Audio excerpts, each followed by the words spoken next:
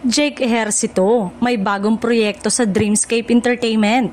Muling magbabalik sa primetime spotlight ang kapamilya aktor na si Jake Ejercito matapos kumpirmahin ang kanyang bagong proyekto sa ilalim ng Dreamscape Entertainment.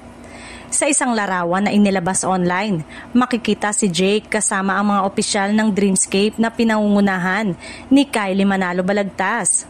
Dahil dito, umani agad ng excitement at positibong reaksyon mula sa mga fans na sabik muling mapanood ang aktor sa panibagong teleserye.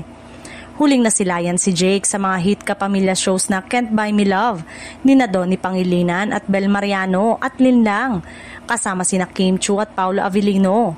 Sa dalawang proyektong ito, pinuri siya ng maraming manonood dahil sa kanyang husay at versatility bilang aktor.